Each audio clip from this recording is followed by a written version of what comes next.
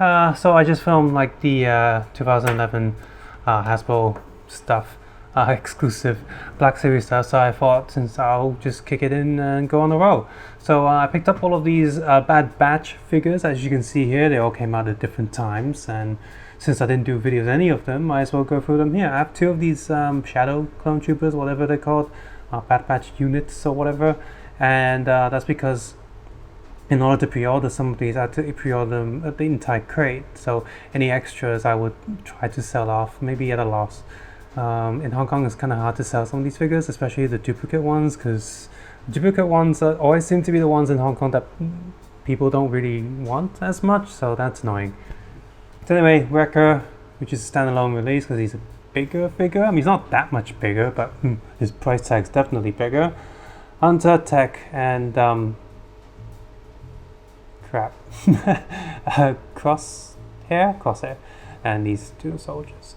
So yeah, the good thing about these is, apart from those Shadow Troopers, of course, the 4 Bad Batch here is yeah, they all use like pretty much unique modes, so that's pretty good. I guess that's where the value comes in, and they all at first glance are painted decently. They all follow the more realistic aesthetic to fit with all the other Black Series, of course, which I do prefer. Like at this point in collecting Black Series, I do not want to open a separate line for figures that look like animated versions, and I do like the whole consistency thing. I don't need 2 versions of certain characters. I mean, I really do like the Clone Wars aesthetic, but I don't want the line to split. Sometimes I feel like Star Wars figures are coming out slow enough as it is. You know, we still have many characters from the prequel trilogy I still want that you know, are announced for the smaller size, but in the 6-inch scale, I still want a Shakti, I still want a Ada Sakura, and a few random ones here and there, but it's definitely something I want. So anyway. So anywho, let's go with Hunter first, of course. Oh, by the way, he has this extra pistol accessory here, which right there, which he doesn't have a pouch for, but I just felt like he should be holding one of his knives. One knife, one gun. That feels more like Hunter.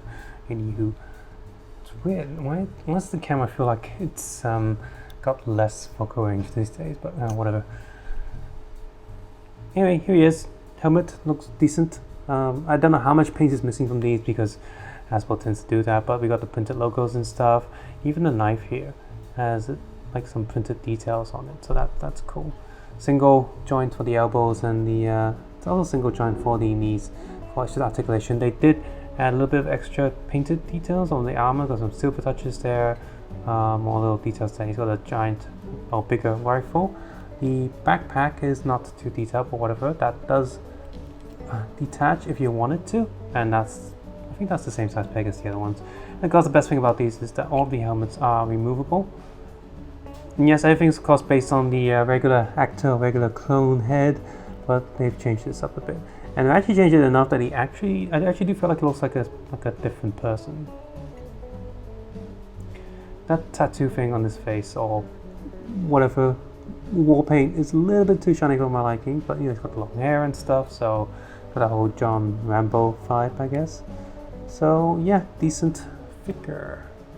You stand there. Sometimes it gets a little bit hard to stand these figures. Right, Tech, my I guess least favorite one. This helmet's articulated. Bit of gold paint on the front there. Little logos. Backpack's painted okay. Now what I really don't like is he comes with the same batch, same wave as Aura Singh, and her rifle has the same problem. You see these grey plastic bits? They're supposed to be metallic and silver, and while in the past we would have gotten, you know, even this gun here, this pistol, it's got that metallic shine to it that they molded a little bit of like a metallic glitter into the plastic or whatever, or like this knife that's painted. His antennae here, both of them, and his tools in his pouch, all this really crappy transparent grayish plastic, and this looks really, really, really bad. Also, my friend says he doesn't come with his little data pad, which is actually kind of important thing to be missing. So, but the overall look of the figure does look pretty nice.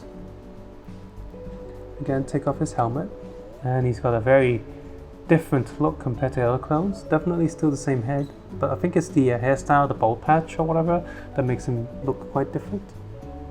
Hair color too, it's a bit of a lighter shade, which gives him that Egon look, you know, that definitely that scientist-y look. Right, Wrecker has actually the same gun there as Hunter, but he does come with a giant knife right there. No bombs or grenade accessories though. I figure that's only slightly bigger and costs way more than the other ones. He really should come with more accessories. Backpack is printed quite nice. Got all those logos printed on there. It's little red details. Same goes with the vest. The entire thing. His helmet is also quite good. Yeah. And yep.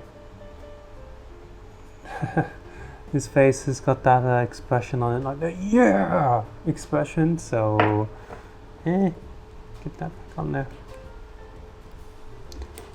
So I'm just gonna give him a different pose. He's gonna be shooting in the air. He's gonna be happy. He's gonna tilt his head back like yeah, and he's gonna stand right behind Hunter. He's gonna pick Tech back up. Standing these is a bit of a pain. Finally, we have I guess Traitor here. Crosshair, whatever. It's got a little pistol in this pouch, and this pistol I believe is one of the same ones that Hunter has as well. So a lot of repeat accessories here. That's fine, makes sense. Helmet is a little bit bland, but it does have that little scope thing that comes down. His entire rifle is painted just in one color, but at least it's a color. Like it's not just empty or whatever. That's yeah. In order to get him to do that crouch pose, I really have to twist his leg around, so it does look a little bit weird. Come on, helmet, come off. There we go. And yeah, definitely has that sinister look with the white hair. Actually reminds me a bit of Magneto. If Magneto's in the Star Wars universe.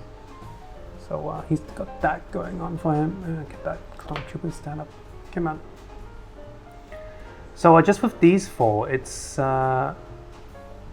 even more so than the show. It's quite amazing that they managed to get them to look this different and unique, even though they're all just clone troopers. And I can't get Hunter to stand properly because his feet is garbage. You think after all these years Hasbro would know how to do action figure feet for, you know, standing. Anyway, so this is pretty much just a regular clone trooper, just painted differently. So this is where they save money, I guess. A lot of reused parts. The elbows are the new ones, I guess, and the legs are the older style because you've got these pegs there, ugly pegs, double joints, and they just come with a rifle. They're just painted differently, but I do prefer this color over a regular clone white color armor. I don't know, something about black is just cooler. And as always, with all these figures now, they do have the head mold underneath of the clone trooper head, but everything's just glued down so you can't get it out. I don't know why they do that. Like, why glue it down if you have a molded head down there? I just don't get it. So for the 4 Bad Batch here, I have pre-ordered Captain Rex because why wouldn't I? You'd be silly not to pre-order that, because else you'll never get it ever again. Decent clone troopers, good for army building, I guess, because you do get more than one in a pack, so they shouldn't be too crazy expensive. The actual Bad Batch figures here, the 4 that we have, are pretty good. I don't know if there's an Echo coming out at some point, or an Omega, but you don't think you're going to release Omega on her own, so maybe she'll come in a 2-pack with something else, or more accessories. But the Bad Batch clones that we have here are very decent. My biggest complaint is Tech without his data pad and all the silver bits molded in a very ugly colored semi-transparent plastic, because it's just too thin. And definitely complaining about his price because yeah, he really should come with more accessories for being a more supposedly deluxe figure. But overall, if you do enjoy the Bad Batch show, which I did watch up to episode 15, I don't think that's the one episode before the finale. It's okay. A lot of standalone and time-wasting episodes that I didn't really care for. You see in the Clone Wars, all the characters felt like major characters. You're jumping around the galaxy, seeing different things. Whereas Bad Batch, you're just following one team that's just going along. And until the season finale, like, nothing was happening almost. And it gets quite boring. Visually, it's stunning. And music, it's great. The acting is good. It's just, but the writing, the main plot, just is on a standstill. I hope season 2 gets better, otherwise I'm not gonna bother watching. But the characters themselves did engage me enough for me to pick these figures up, and the armor and stuff, they do look like cool figures. So yes, I do recommend the Bad Batch figures if you can still get a hold of all of them. There are more releases of certain figures compared to others, like some figures have 2 in the box, whereas some have only 1. So collecting an entire team is something, if that's something you want to do, you should do it as soon as possible before some figures become more rare and harder to get. And then because more people are going to want to complete the team, but if there's less produced of one of the units, then you're not going to be able to complete the team. So get it while you still can. And these two there, they're decent army builders, whatever. So subscribe, just on below, take care, have a nice day. I'll see you guys soon. Bye bye now.